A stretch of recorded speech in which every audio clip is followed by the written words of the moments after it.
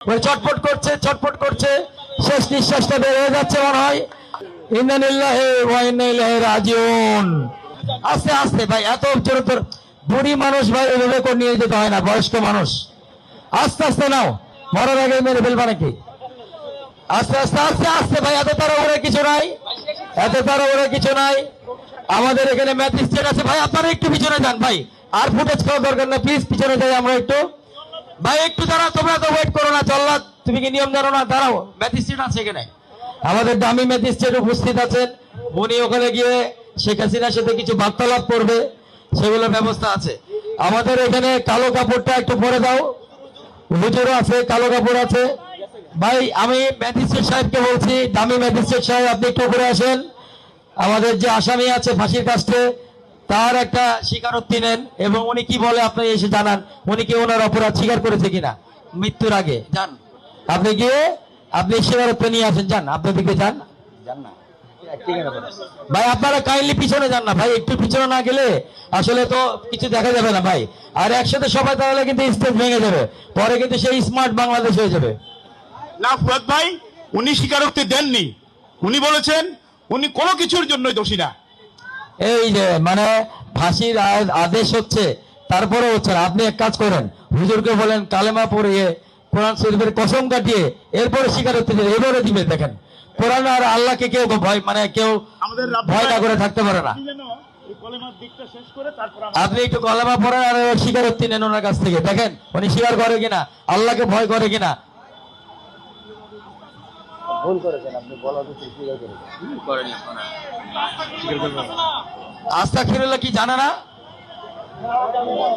তাহলে আপনারা একটু বলে দেন যে আস্তাগফিরুল্লাহ। আমি তো ওনার হজে যাওয়ার ছবি দেখেছিলাম, উনি কাঁদতেছে, স্বীকার করতেছে, শেষ সময় অন্তিম সময় স্বীকার করতেছে।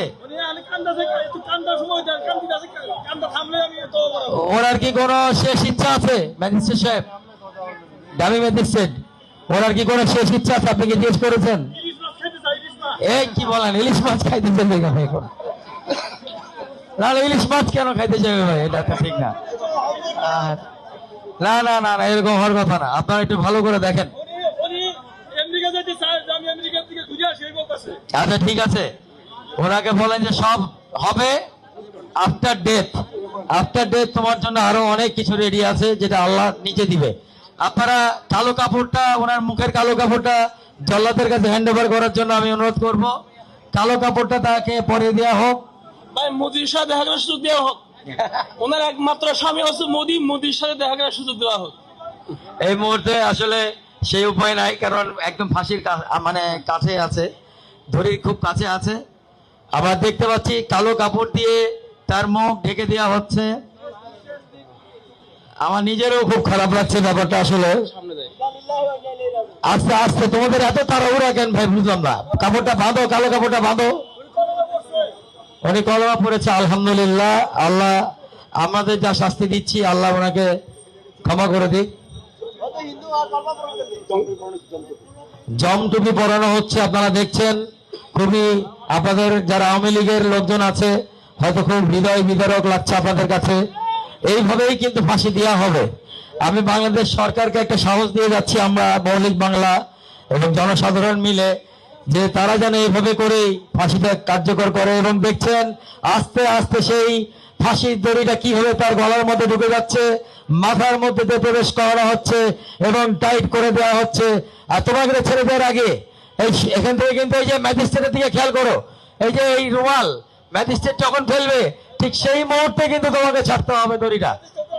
ম্যাজিস্ট্রেট একটু সামনে যাক, আমি একটু ঘড়িটা দেখি, আমার 1 মিনিটের মধ্যে আমি এই সাদা কাপড়টা ফেলে দেব, এরপর আপনারা ফাঁসিকে কার্যকর করবেন। আপনি জল্লাদ তুমি তাকিয়ে থেকে ম্যাজিস্ট্রেটের দিকে, রুমাল রেডি হয়ে আছে। সেই রুমাল আমি জানি আমার এই লাইভ মাইভ সবকিছু ইন্ডিয়াতে গিয়ে বহুত গালাগালি হবে, বহুত মানে আমার বাপ মা তুলে, বউ বাচ্চা তুলে দেওয়া হবে। কোনো সমস্যা নাই, তোমাদের ভুল ভাঙবে। তোমাদের নেত্রী আর কোনোদিন ফিরবে না, নেত্রী ক্ষমতাতেও ফিরবে না, কিছুতেই ফিরবে না। তোমরা ফিরে আসো, তোমরা বাংলাদেশে ফিরে আসো, তোমরা বাংলাদেশের ভালো মানুষের দিকে ফিরে আসো। রুমাল দেখলেন যে উঠে দেওয়া হলো এবং শেখ হাসিনাকে ছেড়ে দাও। শেখ হাসিনাকে ফাঁসি দেওয়া হলো এবং নড়ানড়ি করছে, ছটফট করছে, শেষ নিঃশ্বাস হয়তো বের হয়ে যাচ্ছে, ওই ছটফট করছে, শেষ নিঃশ্বাসটা বের হয়ে যাচ্ছে মনে হয়। লা ইলাহা ইল্লাল্লাহু মুহাম্মাদুর রাসূলুল্লাহ, ইন্না লিল্লাহি ওয়া ইন্না ইলাইহি রাজিউন। আমরা সবাই ইন্না লিল্লাহি ওয়া ইন্না ইলাইহি রাজিউন পড়ি, কারণ সে চলে গেছে, যে চলে গেছে তার উপরে রাগ রাখতে হয় না, রাগ মিটিয়ে দিতে হয়। আমরা অ্যাটলিস্ট আমরা সবাই মুসলিম, আমরা মুসলিম ভাবে করব।